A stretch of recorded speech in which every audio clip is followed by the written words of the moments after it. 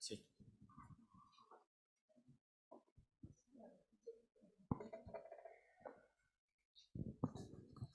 Bueno, para mí es un honor presentar a Inmaculada Moreno García, ¿no?, que va a presentar la conferencia de clausura con el título Avanzando hacia el trabajo colaborativo presente y futuro para una atención de calidad a las personas con TDAH.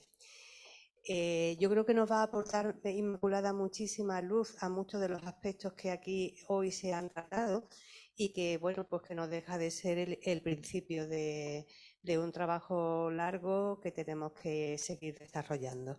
Ya habéis visto a lo largo de la mañana que, bueno, pues no es nada fácil, pero que la intención de las tres consejerías es seguir trabajando en este ámbito y poquito a poco ir consiguiendo cada vez que la atención y los cuidados pues sean mejores, ¿no? Inmaculada es profesora titular de la Universidad de Sevilla, doctora en psicología, directora del Grupo de Investigación Psicología Clínica y Calidad de Vida de Pacientes y Familiares, investigadora en el ámbito de la salud mental infanto-juvenil, especialmente en el área TDAH y trastornos del comportamiento. Es autora de numerosos artículos científicos y libros sobre la temática, el último, Niños hiperactivos, cómo ayudar a los padres a afrontar los problemas del comportamiento, donde se plantean algunas de las cuestiones que se abordan en esta conferencia. Es especialista en psicología clínica y ha sido presidenta de la sección de psicología clínica del Colegio Oficial de Psicólogos de Andalucía Occidental. Creo que su visión, tanto por la parte, digamos, más asistencial como la parte más académica, nos va a ayudar mucho a comprender parte de los problemas que tenemos con la atención a este colectivo. Así que, sin más, Inmaculada, muchísimas gracias por aceptar esta invitación y encantada de que estés aquí, ¿vale? Es que me resulta más fácil para hablar. Si da problemas. No. Bien, buenas tardes ya. Lo primero es, quiero agradecer a los organizadores el hecho de que me hayan invitado a participar en esta jornada y con la oportunidad que me han dado pues para estar presente aquí y para compartir y escuchar todas las aportaciones tan interesantes que a lo largo de esta mañana pues se han ido presentando aquí. Agradezco también la presentación de la conferencia y sin más dilación voy a entrar en materia. Bueno, yo de entrada quiero decir que mi perspectiva y todo lo que yo les voy a contar esta mañana está planteada desde otra óptica, desde otra perspectiva. Yo trabajo, como se ha dicho, en el ámbito de la investigación, pero llevo muchísimos años, ya casi he perdido la cuenta, investigando sobre hiperactividad y sobre TDAH y he compartido pues numerosísimas conversaciones con personas que están involucradas como todos ustedes en esta problemática tan complicada. Es fantástico, se lo digo de verdad, estar aquí en esta sesión, en esta jornada, porque todos somos conscientes que sobre el TDAH, y le digo que es fantástico porque verán, hace ya muchísimos años que se empezó a hablar sobre este trastorno.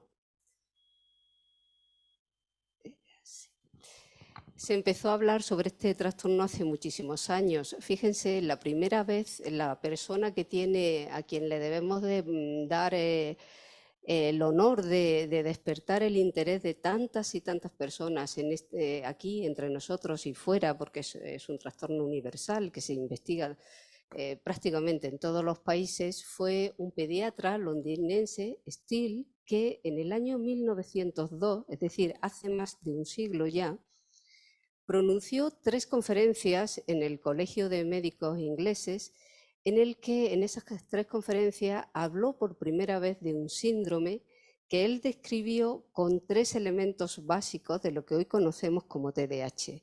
Pero no solamente hablaba de hiperactividad, impulsividad y déficit de atención, hablaba también de estos niños. Él decía que había visto en consulta a niños que se caracterizaban por tener pues, una actividad mayor de la normal.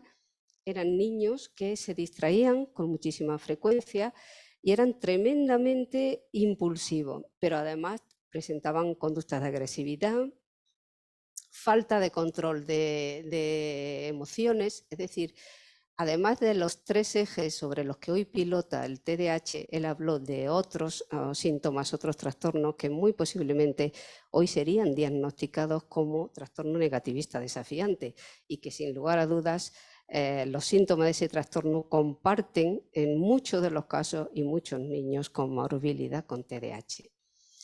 Yo, para empezar la charla de hoy, he elegido en la cabecera de la diapositiva, he elegido la referencia, les he puesto aquí la referencia de 2 artículos que son muy recientes, acaban de salir. Bueno, el de la derecha de Sonuga Barkel, que se publicó el año pasado, pero el de mi izquierda es un monográfico, perdón, es un editorial en una revista que publica muchísimo sobre TDAH. De hecho, es la Biblia del TDAH.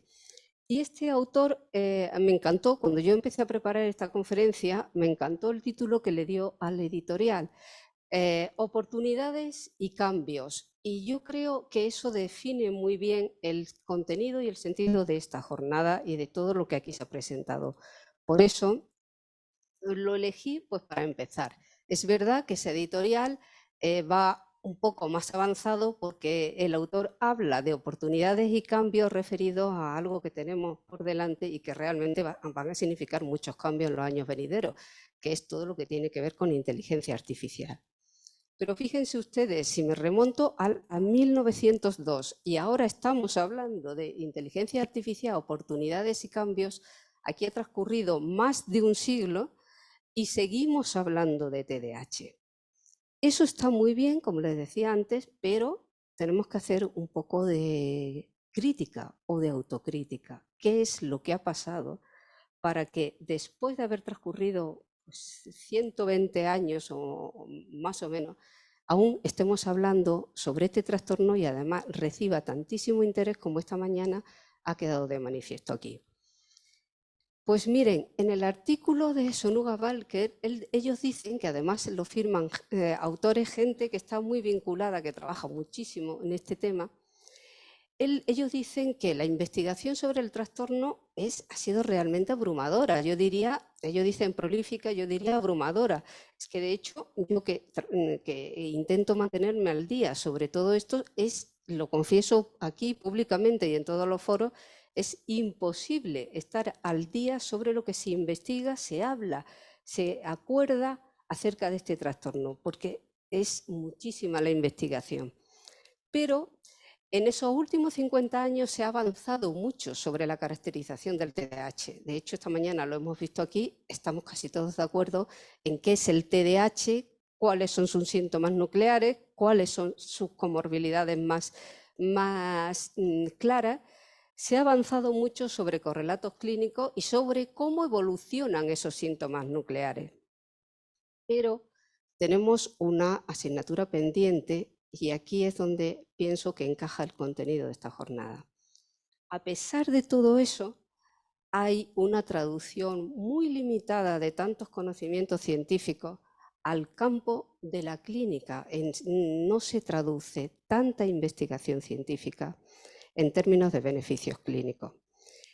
Yo tengo esa impresión, la tengo desde hace bastantes años, no solamente, es decir, cuando leí ese artículo, pues recuerdo que lo comenté con otros colegas que trabajamos sobre TDAH y le mandé un subrayado del artículo diciéndoles, mira, justo esto es lo que yo pienso sobre el TDAH, es decir, llevamos muchísimos años, pero esto no se nota en la atención a los niños y a las personas que tienen TDAH. Es más, todo esto está muy relacionado porque esta misma impresión fue la que compartí con los alumnos del máster de Psicología General Sanitaria de la Universidad de Sevilla, en el cual yo doy clase y obviamente hablo de TDAH. Y después de contar tantos hallazgos científicos, tantos esfuerzos de tanta gente investigando, tratando, coordinándose como hacen ustedes, de tantos profesionales, pues fíjense, los alumnos, hubo una chica que levantó la mano y me preguntó, ¿y entonces en qué se ha notado todo eso? Pues tuve que decir que justamente eso es lo que pienso, es decir, muchas cosas, mucho esfuerzo, mucha investigación, pero poca traducción de tantos hallazgos a la parte clínica y sobre todo que esto repercuta en beneficio de quienes tienen el trastorno. Entonces, ¿qué hacemos? Bueno, pues a mí me gusta revisar dónde estamos y hacer una cierta autocrítica, es decir, ¿qué está pasando? ¿Qué es lo que nos está pasando con este trastorno del que todo el mundo, por cierto, ha oído hablar, todo el mundo conoce sus síntomas, todo el mundo sabe que el pronóstico en muchísimos casos no es muy bueno, pero ¿qué es lo que está pasando? Entonces, he tratado de sistematizar un poco qué sabemos en la actualidad sobre el TDAH. Obviamente, en estas notas que yo les voy a poner aquí, lógicamente no está reflejado todo lo que sabemos, pero sí son conceptos que están consensuados. Es decir, esto es lo que todo el mundo ya, después de más de un siglo, hemos llegado a acordar sobre este trastorno. Hay muchas más cosas que están por decir. Y es que lo primero de ello es que da igual que trabajemos con la versión del DSM de la APA o que trabajemos con la versión actual, la CIE-10, da igual, después de tantos cambios y tantas revisiones de los manuales diagnósticos, da igual todo ello, lo que sí está claro es que la concepción diagnóstica del TDAH y su formulación clínica se ha mantenido prácticamente desde que se formuló. Es decir, ahí estamos todos de acuerdo, en lo que es el concepto clínico del trastorno. Efectivamente, es un trastorno del neurodesarrollo que tiene su inicio en la infancia, en la etapa en la cual aparecen los primeros síntomas e incluso los primeros indicios de deterioro en la vida de esta persona, aunque el diagnóstico de esa persona llegue en etapas posteriores, pero los primeros síntomas y en algunos casos, como digo, los indicios de que la cosa puede ir mal aparecen ya en la infancia, aunque como todos sabemos, los síntomas nucleares, hiperactividad, impulsividad, déficit de atención y demás, esos síntomas o esos comportamientos forman parte del propio desarrollo evolutivo y esa es una cuestión que retrasa en muchísimos casos el diagnóstico, amén de otras cuestiones, como ya sabemos, de lo que también se ha comentado aquí, de las dificultades del diagnóstico diferencial. Se caracteriza por una alteración extrema de los niveles de impulsividad. Estamos totalmente de acuerdo ya en que este trastorno no deja indiferente a nadie, conlleva un impacto funcional bastante severo en la mayoría de los casos y en ocasiones lleva asociado un cierto estigma, según cómo lo abordemos y según cómo seamos capaces de ir tratándolo. Bueno, otra cosa que también sabemos es que este trastorno tiene un curso que va remitiendo, un curso en remisión. Y esto lo sabemos porque hay muchos estudios longitudinales que han puesto de manifiesto que la impulsividad y la falta de atención son las dos dimensiones que persisten. Evidentemente, huelga decir que la hiperactividad va remitiendo, pero lo importante de este punto, de este concepto, es que la persistencia del déficit de atención y de la impulsividad se ha detectado tanto en muestras clínicas como en población normal. Por lo tanto, hoy ya no nos debe de quedar ninguna duda que las personas que en su infancia fueron diagnosticadas de TDAH hoy no están, digamos, no tienen síntomas de hiperactividad igual que cuando ocurrió cuando se les diagnosticó, pero sí posiblemente tengan problemas de atención y de impulsividad. He dicho hace un momento que el curso va remitiendo, es un trastorno que remite, pero debemos de saber, y por eso está muy bien que hablemos de estas cosas y que se celebren jornadas como esta, porque la remisión completa de los síntomas de este trastorno solo se detecta en el 10% de las personas, de los adultos que han sido diagnosticadas.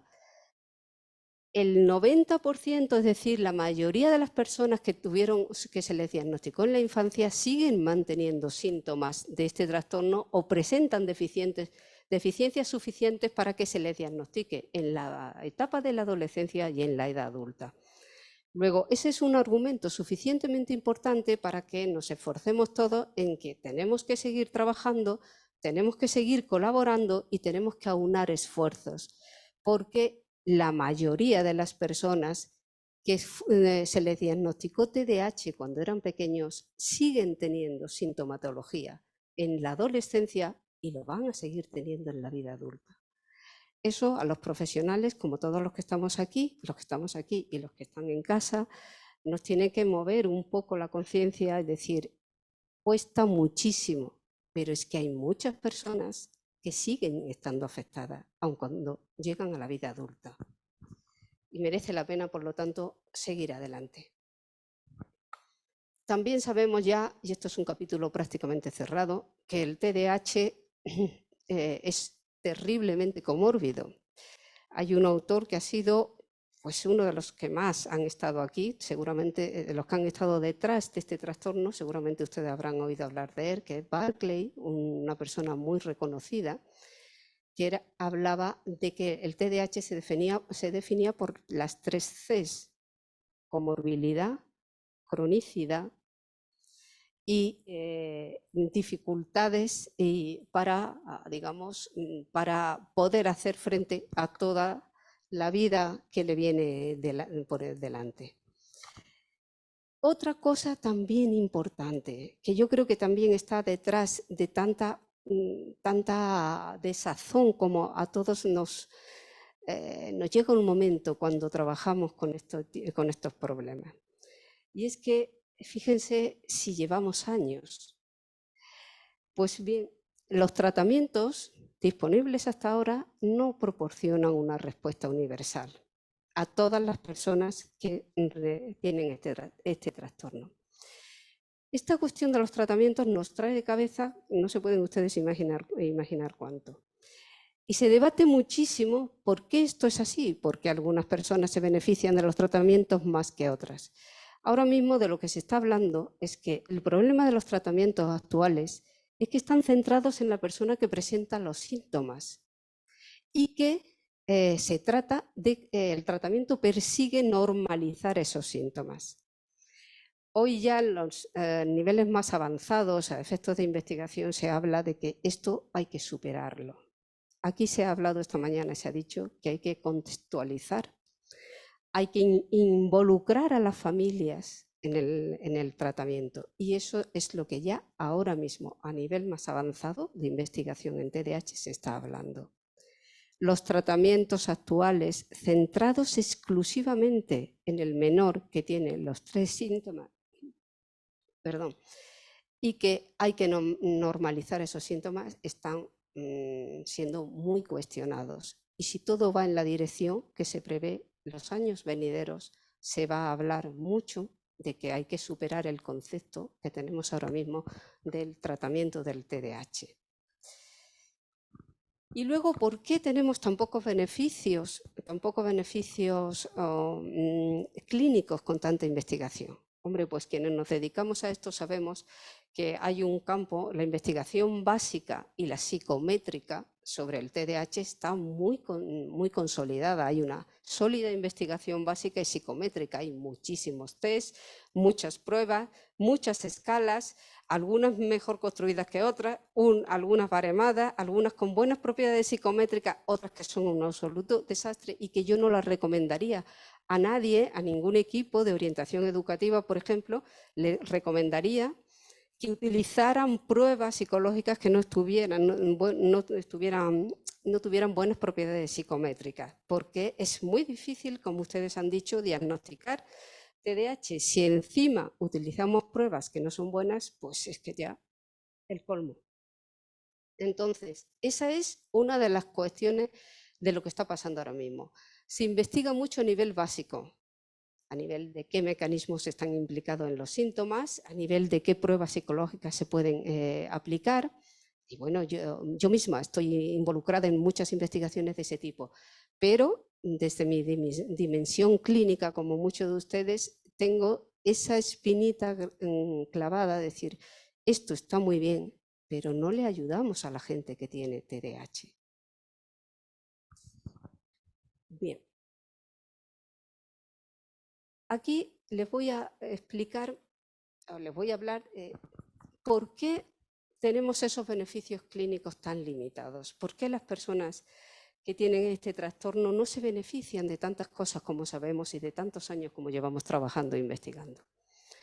Primero, es verdad que el curso del TDAH no es único, es decir, no todas las personas evolucionan y su sintomatología evolucionan en la misma dirección.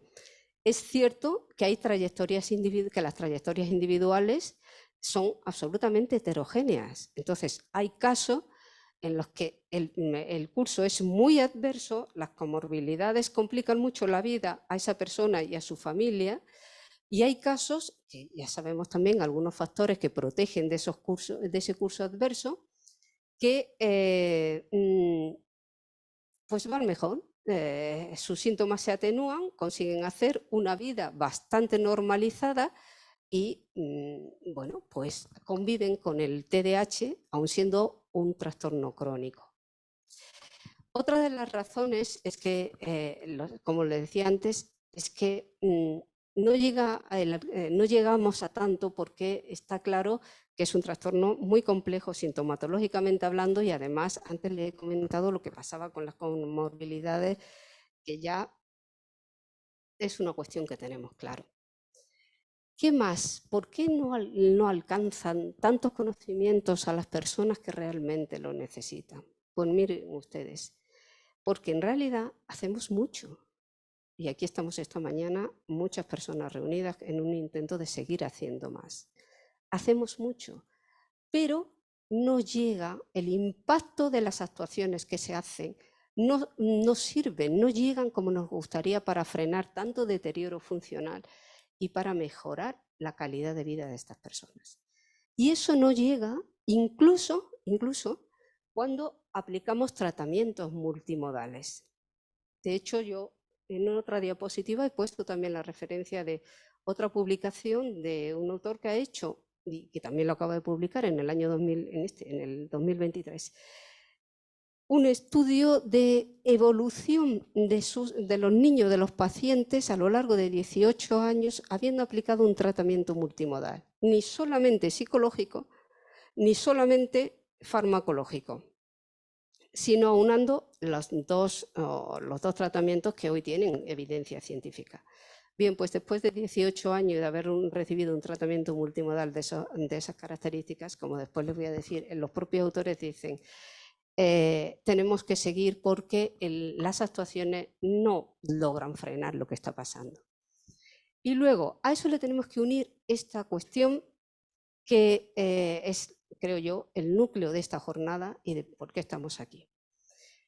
Bueno, yo creo que aquí en esta jornada estamos perfiles profesionales muy heterogéneos, muy diversos, que todos tenemos en común nuestro interés por el TDAH y por ayudar a estas personas.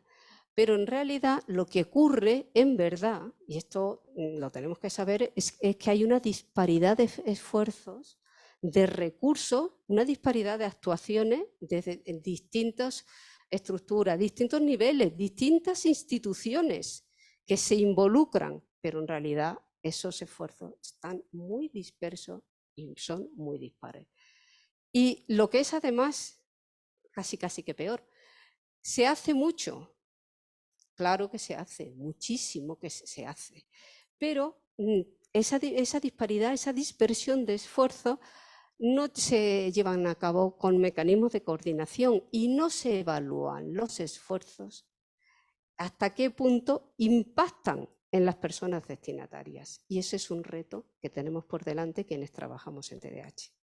Es decir, A mí ya no me cabe la menor duda, se lo digo de verdad, que lo que hacemos la mayoría de las veces está bien hecho. Pero sí tengo muchas dudas de que eso primero llegue a la persona. Y segundo, que se pueda evaluar si ha llegado o no. Muchas veces nos quedamos, muchos programas, hasta aquí vamos a integrarlo por estas personas, estas personas.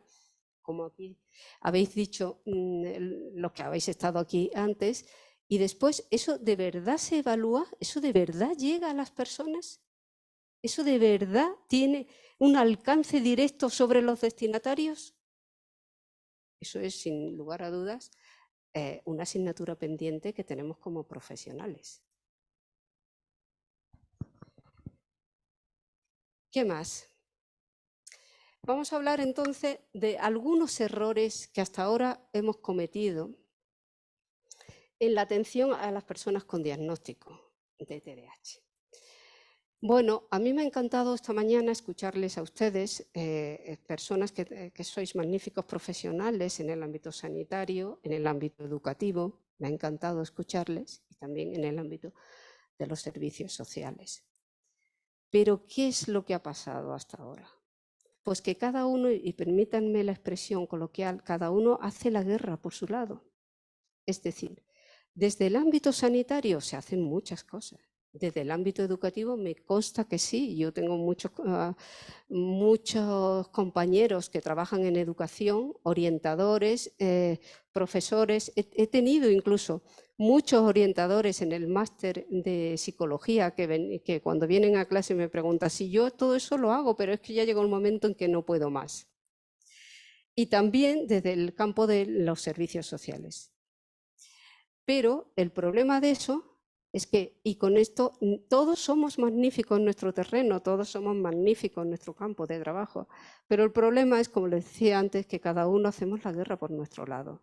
Es decir, la actuación que hacemos con las personas TDAH está absolutamente parcelada hasta ahora, está fragmentada. Y así dirán ustedes, ¿cómo vamos a llegar a quien lo necesita realmente?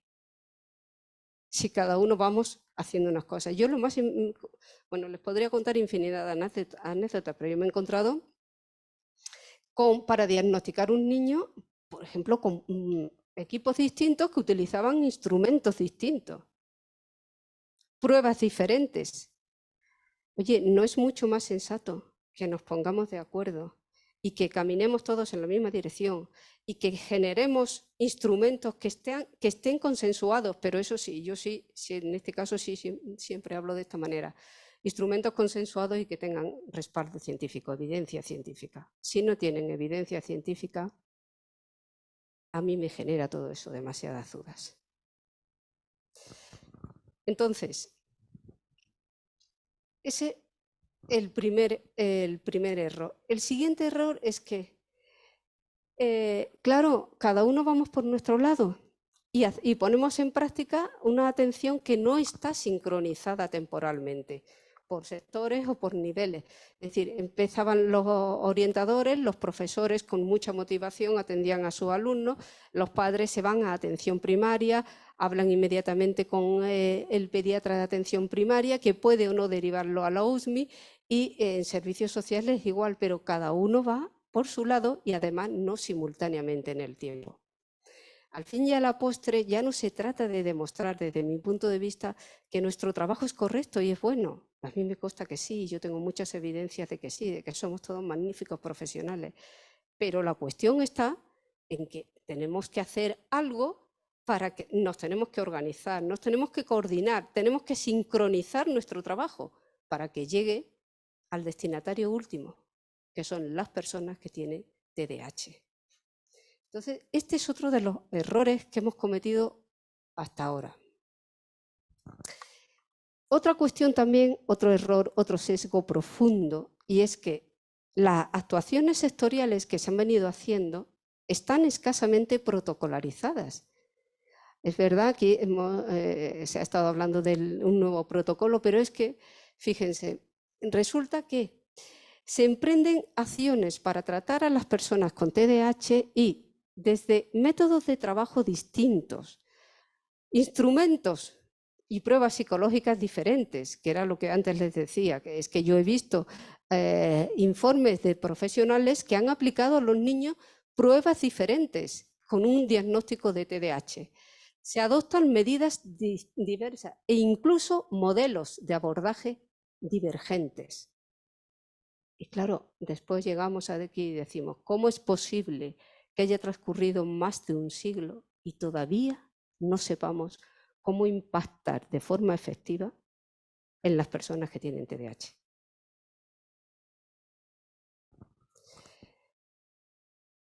¿Qué más?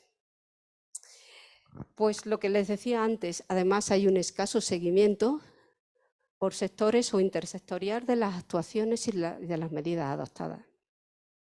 Es verdad, y yo también lo he comprobado, y de hecho después les voy a hablar de mi experiencia en este sentido, que muchas veces hacemos cosas, las hacemos bien y en ello va la motivación de quienes están por medio. Y como decía el compañero de antes, es que si yo conozco a un colega y le digo, mira, vamos a hacer esto, y tú conoces a otro, lo hacemos.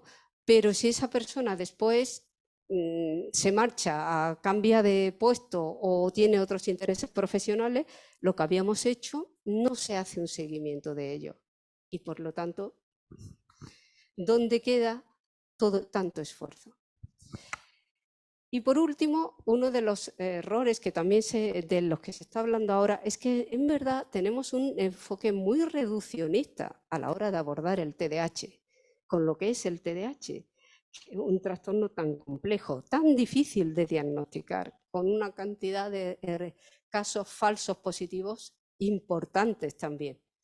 Pues a pesar de todo eso, tenemos un enfoque reduccionista de actuación y es que, como les decía antes, mayoritariamente la perspectiva que tenemos es abordar el TDAH centrado exclusivamente en la persona que presenta los síntomas y minimizar su gravedad, que sin dejar de ser importante, hoy, como digo, este enfoque empieza a estar superado y trabajamos en el sentido de decir, no solamente hay que tratar la impulsividad, déficit de atención y la hiperactividad, es que lo principal hoy por hoy, lo que se valora es insertar al niño o a la niña en su entorno, es facilitar su funcionamiento diario, es mejorar su calidad de vida.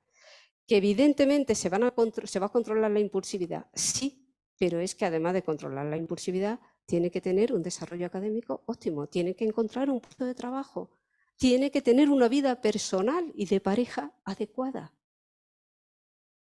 Y en esa dirección es en la que ahora mismo se está trabajando a efectos de tratamiento.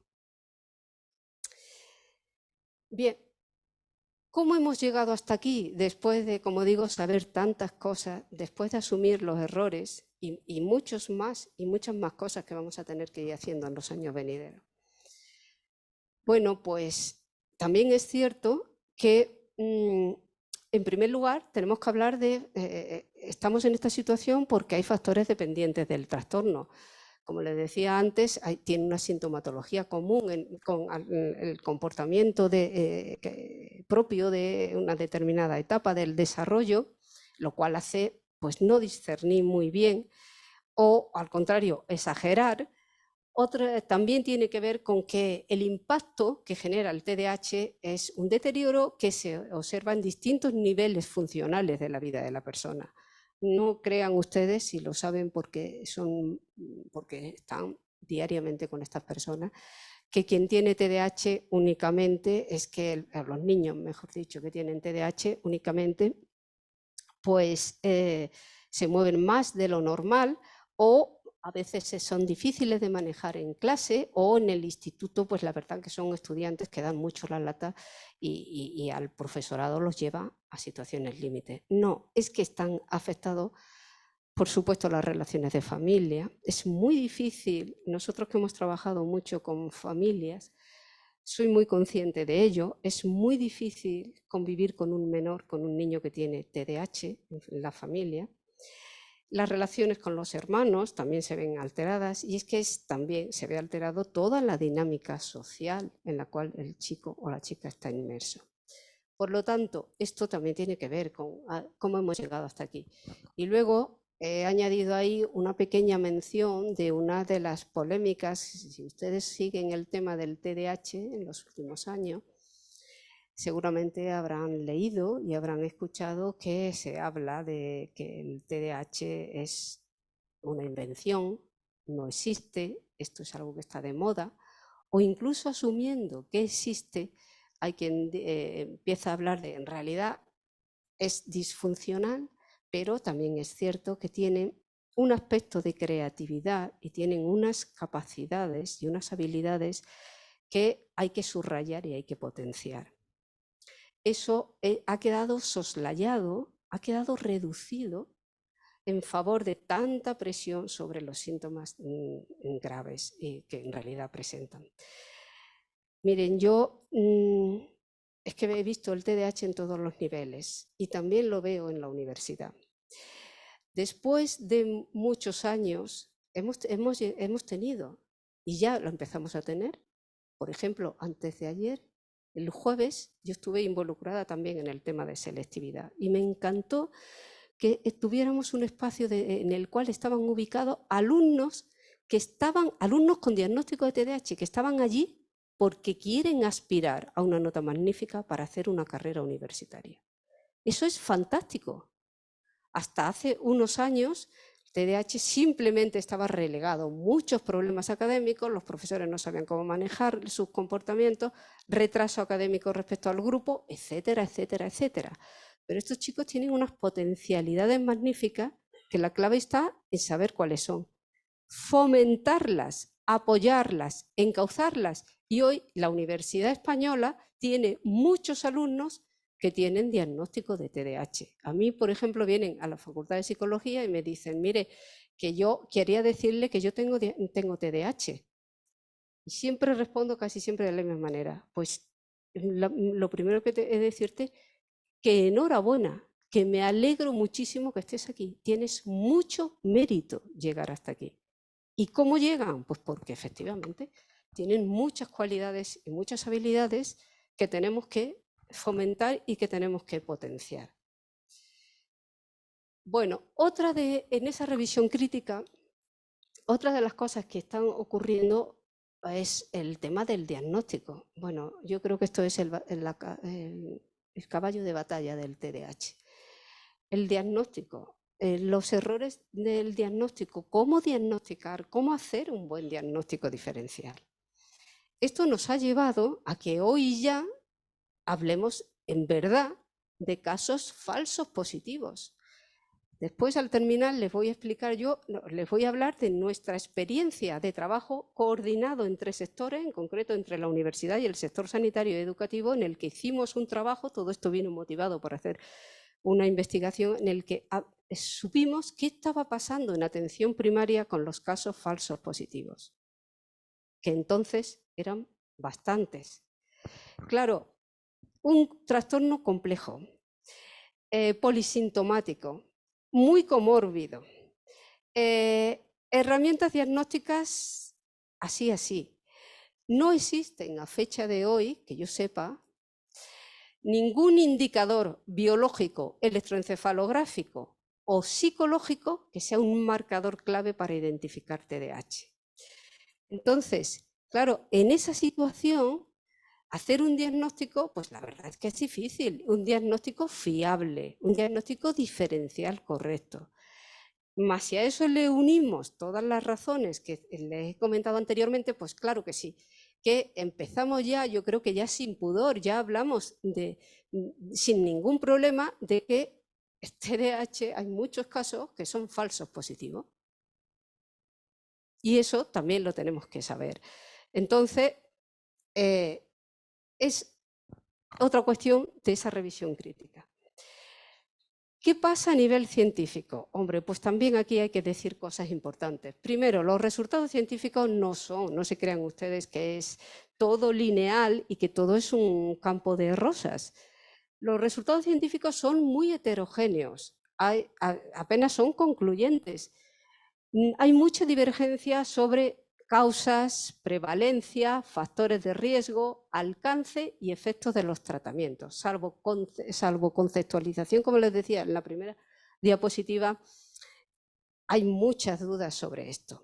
¿Por qué? Pues porque hay mucha gente que está investigando, se invierten muchos recursos públicos y privados a través de fundaciones en investigar TDAH. Y a veces los diseños de las investigaciones no están bien planteados, hay muchos errores, por lo tanto, obviamente, la cuestión científica también hay que hacer una crítica. Como les decía antes, además hay un escaso consenso interprofesional. Ahora ya, y esta jornada es una muestra, vamos caminando un poco más de la mano, pero hay un escaso consenso interprofesional sobre modelos de atención, como les decía antes, sobre evaluación, sobre tratamientos, sobre medidas. Claro, es que esto ¿cómo vamos a llegar? Y luego, también se ha hablado esta mañana aquí, importante, de la familia. ¿Qué es lo que está pasando con las familias? Porque, pues ocurre que hay una demanda familiar y social que está descentralizada. Claro que sí. Esta demanda de la familia, por distintas razones y motivos, se dirige hacia distintos niveles, hacia distintos servicios, se dirigen, y aquí se ha dicho, se ha verbalizado muy claramente, los padres van primero al pediatra de atención primaria, pero también van a los EOE. Si no se le da respuesta en los EOE, van directamente al pediatra. Entonces, la demanda de la familia no está unificada. Yo diría que está justo lo contrario, descentralizada. Y abordar eso, y por hacer que con una demanda descentralizada, porque lógicamente los padres quieren que, oiga, mi hijo tiene problemas graves y yo llamo a la puerta de cualquier profesional que me pueda ayudar. Y hacen bien. El problema es que se trata del trastorno de la descripción de lo que le estaba diciendo antes, y armonizar todo eso para conseguir impactar con éxito es un poco complicado. Por lo menos lo ha sido hasta la fecha. Bien, vamos a ver, ¿qué puede aportar la ciencia? Que, como les digo, es el ámbito en el que yo trabajo fundamentalmente, para avanzar hacia el trabajo colaborativo y en red en el ámbito del TDAH, como estamos viendo. Bueno, pues la ciencia nos da a fecha de hoy algunos argumentos. Primer argumento que nos tiene que servir para decir, señores, merece la pena, tenemos que seguir, y además tenemos que seguir haciendo esfuerzos de coordinación entre todos los sectores que estamos implicados. Miren ustedes, hay algunos estudios longitudinales, cada día más citados, que ponen de manifiesto que en esa evolución de los síntomas no solamente es hiperactividad lo que baja y disminuye, sino que se producen cambios en la coocurrencia, es decir, en las comorbilidades del trastorno. Si en la primera etapa de la vida tenemos todos clarísimo que los trastornos comórbidos son lo que se llama genéricamente trastorno del comportamiento, trastorno del aprendizaje, básicamente. A medida que la persona va creciendo, la comorbilidad cambia y empezamos con temas de conducta de riesgo, adicciones, problemas de personalidad y muchos problemas emocionales. Luego, no podemos dejar a la gente en esta orilla del camino. Tenemos que ayudarle a cruzar a esa. Y para que crucen a esa, nosotros tenemos que trabajar al unísono. ¿Y qué dice más? ¿Qué otras cosas dice la ciencia para apoyar este trabajo colaborativo? Bueno, pues ahora las investigaciones científicas están hablando de que tenemos que ampliar la caracterización del TDAH. Ya no solamente estas personas tienen hiperactividad, impulsividad y déficit de atención. Ahora de lo que estamos hablando es que estas personas tienen dificultades de regulación emocional. Esto estaba muy claro, es decir, nosotros, por ejemplo, eso lo veíamos y eso se ve con los niños, son como una especie de carrusel. Y además tienen a nivel emocional y además tienen unas dificultades para autocontrolarse enormes. Otra de las cosas que la ciencia está aportando ahora mismo es que se está incluyendo ya algo en esto muy novedoso, que es se está hablando ya de tempo cognitivo lento. Muchos de los niños actuales con TDAH tienen una dimensión que en los últimos 5 años se denominaban tempo cognitivo lento. Ahora, desde el verano pasado, hay un equipo importante a nivel internacional que, bueno, a mí particularmente, y yo he investigado, de hecho ahora mismo estoy investigando sobre este tema, sobre el tempo cognitivo lento. A mí esta denominación particularmente no me gustaba. Y este equipo internacional pues ha llegado al acuerdo de denominarlo, desde mi punto de vista, mucho más descriptivo, con lo que se llama, y de hecho si ustedes están interesados en la investigación sobre TDAH, esto lo van a leer y van a escuchar de este tema en los próximos años. Lo que hablamos ahora de síndrome de desconexión cognitiva. Y sobre el tema de los problemas de sueño, claro que sí. Estos niños y estas personas tienen, y todo esto los clínicos lo sabíamos y lo veíamos, pero ya tenemos bastante con abordar el TDAH en su formato clásico. Pero ya que lo tenemos medianamente aprendido, es decir, el concepto de TDAH lo tenemos controlado, ahora ya nos estamos interesando por estas 3 nuevas dimensiones, estos 3 nuevos dominios. Dificultades de regulación emocional, síndrome de desconexión cognitiva, es decir, desconectan, se pierden, se quedan en un estado de ensoñación, sobre todo los que tienen la presentación atencional y problemas de sueño. Y por ahí van a ir muchas investigaciones en el futuro. Más argumento de qué puede hacer la ciencia para trabajar en colaboración distintos sectores, para la colaboración intersectorial de la que estamos hablando toda esta mañana. Este era el artículo al que me refería antes. Los tratamientos multidimensionales, es decir, que durante muchos años, como vamos cada uno por nuestro lado, pues ha habido unas críticas muy fuertes hacia el tratamiento farmacológico. También la ha habido y la sigue habiendo, tanto para el tratamiento farmacológico como para el tratamiento psicológico. Entonces, bueno, desde el famoso trabajo conocido con sus siglas del MTA, que fue un trabajo pionero que ha dado mucha repercusión. Ahí se puso de manifiesto que esto no podíamos ir de cada uno por nuestro lado, sino que aquí hay que hacer tratamientos combinados multidimensionales para maximizar el impacto del tratamiento. Bien, pues en este caso, en un trabajo que se publicó hace 2 años, estos autores dicen que los pacientes, a pesar de recibir tratamientos multidimensionales, pues tienen mayor riesgo de deterioro funcional. Este trabajo, Dofne y colaboradores evaluaron a los pacientes que habían tratado después de 18 años de haber finalizado el tratamiento y vieron a ver qué pasaba con estas personas, si realmente estaban totalmente reintegrados a una vida normalizada o seguían teniendo dificultades. Bueno, pues ahí le he resumido las 2 conclusiones básicas. ¿Qué más? Pues está claro, ya he reconocido las limitaciones de los tratamientos basados en el diagnóstico categorial, que es lo que ahora mismo hacemos. Y el objetivo de los tratamientos en el futuro es este, y de lo que ya estamos hablando, como antes les decía, es este: reducir el deterioro. Hay que optimizar el funcionamiento y la calidad de vida de las personas. Debemos de quitarnos esa preocupación tan intensa por reducir los síntomas básicos y ayudarle a mejorar su calidad de vida, a evitar y a reducir el enorme impacto funcional que tiene.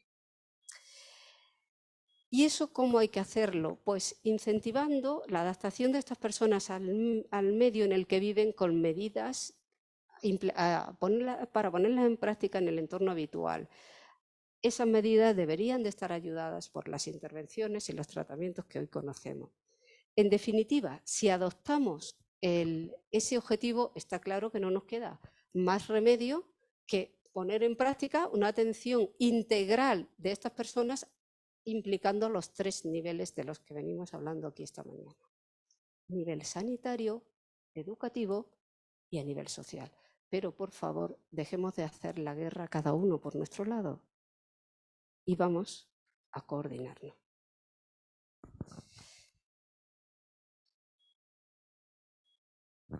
No sé cómo voy. Bueno, pues voy terminando. ¿Cuáles son los retos que tiene el trabajo colaborativo en TDAH? Pues poner en práctica esos mecanismos de coordinación entre sectores y áreas involucradas. Hay que coordinarse, pero no solo decirlo en plan de deseabilidad, hay que implementar mecanismos concretos. Hay que consolidar, como hemos escuchado esta mañana, estructuras que garanticen ese trabajo coordinado entre perfiles profesionales distintos. Aquí esta mañana se ha hablado de muchas cosas y se han mencionado temas que todos sabemos que es verdad y que existen. Hay que garantizar esa estructura entre perfiles profesionales diferentes que están involucrados en los 3 sectores a los que afecta el TDAH. También, en relación con lo que acabo de decir de los tratamientos, ojo, atender al factor contextual, es decir, no centrarnos exclusivamente en el tema sintomatológico. Y para prestar atención a ese trabajo contextual hay que incorporar, cómo no, a las familias. Claro que sí, eso también se ha dicho aquí. Pero incorporarlas a las familias, pero yo soy un poco más exigente. En el sentido de que no se puede decir únicamente, tenemos que incorporar a las familias. Y las familias tienen que participar en el tratamiento. Eso, en términos de deseabilidad, queda genial. Estaréis de acuerdo conmigo. Pero es que si incorporamos a las familias, tenemos la oportunidad de aplicar programas o protocolos que tienen evidencia científica según los niveles de gravedad que tenga el menor. Solamente les voy a mencionar unos cuantos. Es decir, a mí particularmente ya no me basta decir, tenemos que involucrar a la familia. Claro que sí, hay que hacerlo, pero no basta con una entrevista. Hay que hacer algo más. Y luego yo diría que a nivel educativo hay que ampliar mucho más las actuaciones de los profesionales que trabajan en este ámbito. Por favor, olvidémonos ya, o al menos no solamente de las famosas adaptaciones curriculares, que sí están bien, consiguen resultados, pero son insuficientes. Muy brevemente, para los que estéis más interesados, mirad, acabo de decir que tenemos que tener, si involucramos a la familia, vamos a aprovecharnos todo lo que sabemos que la ciencia ha dado. Nosotros hemos hecho un análisis de los programas que están recomendados, que tienen evidencia científica 1, es decir, lo máximo para trabajar con familias, con padres que tienen hijos con TDAH. Existen distintos niveles según la disfuncionalidad asociada, pero sin cansarles mucho, nosotros hemos recopilado cuántos hay y les puedo decir que en el año 2020, que es cuando lo hicimos, detectamos que hay 12 programas para trabajar con familias y padres planteados con población anglosajona, e incluimos también los de la población portuguesa. Todos ellos son programas muy reconocidos y van muy bien, pero en España también tenemos, que sepamos nosotros, 4 programas. Aquí tienen ustedes los rangos de edad para los niños. Y ya muy brevemente les explico, ya termino en 2 minutos. Claro, no sería honrado por mi parte venir a hablar a esta jornada de trabajo colaborativo sin hablar de mi propia experiencia con el trabajo colaborativo. Sí les puedo decir que cuando nosotros hicimos esto, terminamos en el año 2012, ninguno de los que estábamos allí implicados nos creíamos que era lo que íbamos a hacer, ni cómo lo íbamos a hacer. Pero fue una auténtica experiencia de trabajo intersectorial y entre profesionales de distintos ámbitos que, por decirlo de una manera coloquial, cerramos los ojos y dijimos, vamos hasta el final. Y todo esto vino, evidentemente, porque las personas que allí estaban, que participaron en toda esta experiencia y en toda esta iniciativa, eran todas personas con una altísima motivación, personas todas con unas ganas de ayudar a los niños con TDAH. Y vino de origen, porque a nosotros, al grupo de investigación que yo dirijo, nos concedieron un proyecto del Plan Nacional de Investigación más Desarrollo, los famosos proyectos I+D. del Ministerio de Ciencia. Y decidimos ese proyecto lo íbamos a aplicar en el ámbito sanitario, en concreto en el que antes se denominaba Distrito Sanitario Sevilla Sur, y estábamos involucrados investigadores con un historial muy largo de experiencia en TDAH de la Universidad de Sevilla y de la Universidad de Baleares. Yo fui la responsable de esa iniciativa y a mí me interesaba saber qué pasaba con los 3 tratamientos que tienen evidencia científica, es decir, cuál es mejor, cuál es peor, cuál tienen más impacto y cuál menos. Lo interesante de esto, que como les digo, cuando empezamos no teníamos ni idea de por dónde íbamos a salir, y ahí fue un auténtico reto, es que salió fantásticamente y todos los profesionales lo hicimos. Bueno, la responsabilidad de todos fue altísima.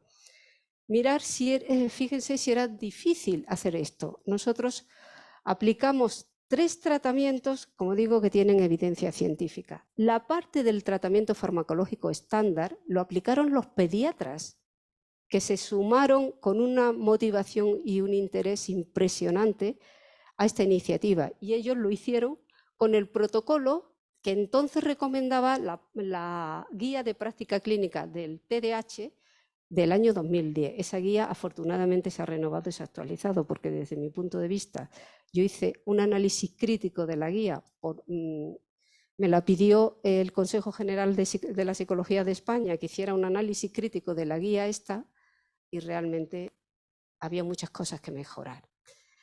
Hoy esa guía ya ha cambiado y está bastante más superada. Hicimos también el primer trabajo que se hizo en este país sobre tratamiento de neurofeedback a los niños TDAH, con los pediatras y los profesores interviniendo. E hicimos lo que se hace en el tratamiento, lo que decía el trabajo el MTA, trabajar con los niños, con la familia y con los profesores. Y ya voy terminando rápidamente. ¿Qué hicimos? Pues aplicamos, nuestro objetivo era aplicar a nivel sanitario, aplicarlo y evaluarlo de los 3 tratamientos. ¿Dónde lo hicimos? Pues no nos lo llevamos ni a consultas privadas, ni a colegios, ni a nada. Lo hicimos directamente allí, en los centros de salud. Y fue un trabajo claramente intersectorial. Trabajábamos nosotros, que nos dedicábamos a la investigación desde la universidad, los pediatras de atención primaria que se sumaron, ya les digo, bueno, hacíamos reuniones de constitución del grupo y después de seguimiento, y allí asistía todo el mundo. Y los profesores de los colegios públicos a los cuales pertenecían los niños que estaban siendo tratados. Hicimos la coordinación compartida entre el Distrito Sanitario y la Universidad de Sevilla y utilizamos esos recursos. Ya para terminar, para que vean ustedes que el trabajo en red y el trabajo en colaboración merece muchísimo la pena. Yo no les puedo engañar porque, como digo, tengo experiencia en este tema y sé que no es fácil. Vamos a ver, no nos engañemos, esto es muy, muy complicado, pero no es imposible. ¿Qué sacamos, qué resultados a niveles tangibles? No solamente de las reuniones que teníamos y que nos veíamos allí los pediatras, nosotros allí en el Distrito Sanitario, en Montequinto y Dos Hermanas, en los centros de salud de aquella zona. Nos veíamos allí periódicamente y cada uno decía, oye, pues el caso que a mí me ha llegado, no, pues yo creo que me he pasado a lo mejor con la dosis, le tengo que bajar, decían los pediatras. Pues nosotros no estamos teniendo un montón de dificultades para poder hacer neurofeedback con los niños. O los profesores nos decían, yo es que me veo desbordada, no puedo, etcétera, etcétera. Pero eran reuniones a las que íbamos todos y levantábamos acta con registro de asistencia y todo. Por lo tanto, todo lo que aquí han contado yo, ese tema lo he vivido. Aparte de esas reuniones tan interesantes y que además crearon vínculos personales entre nosotros que a día de hoy todavía se mantienen, hubo resultados tangibles. Y lo primero de ello es que con tanto esfuerzo encontramos que este esfuerzo ha sido reconocido por la comunidad científica internacional en el área de los tratamientos con evidencia científica. A partir de esos datos Aquí tienen ustedes un resumen de algunas de las publicaciones científicas que ha generado ese trabajo en red. Y son todas publicaciones científicas muy relevantes. De hecho, incluso hemos tenido autores que nos han replicado en revistas de bueno, lo máximo, del máximo impacto. Eso quiere decir que algo hicimos bien. Es decir, que tanto esfuerzo no cayó en el olvido. Pero ¿qué más aportaciones tuvo aquello? Como sacó en una reseña el periódico que aparece allí, se hizo un estudio pionero en España en el que, en colaboración con la Universidad de Sevilla, el Servicio Andaluz de Salud y la Universidad de las Islas Baleares, pero ese trabajo pionero lo que hizo fue, se obtuvo con datos de población andaluza. Es decir, hicimos lo que aquí estamos hablando esta mañana y además se nos reconoció socialmente. Pero además de eso, no puedo obviar mencionar que mientras estuvimos haciendo ese trabajo en red, pues nuestros pacientes, nuestros niños obtuvieron beneficios clínicos. ¿Por qué? Pues fíjense, nosotros que somos, yo particularmente muy respetuosa con la ética profesional, tenía clarísimo que no iba a poner ningún tratamiento a ningún menor sin que hubiera resultados de eficacia previos. Y los 3 grupos de niños recibieron tratamientos que están demostrados que funcionan. Por lo tanto, todos los pacientes tuvieron beneficios clínicos. Y luego, y ya termino, sin lugar a dudas, esto es un ejemplo de una oportunidad de acciones coordinadas entre sectores y niveles distintos, en los que hicimos atención sanitaria e investigación sobre TDAH. Por lo tanto, ya no sé cuánto me he pasado, pero bueno, todo esto era lo que quería transmitirles y contarles y nada, muchísimas gracias por haber estado hasta estas horas aquí escuchando. Ha sido un placer. Gracias, Juan Carlos. Gracias a todos los que me habéis invitado para venir esta mañana aquí a Granada. Muchas gracias.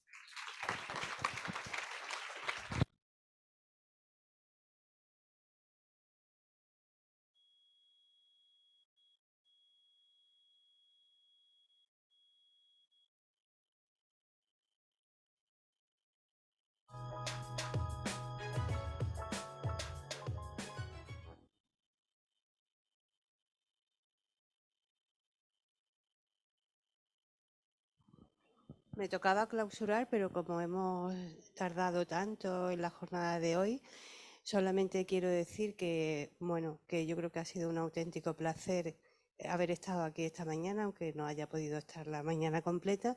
Creo que se ha podido avanzar bastante.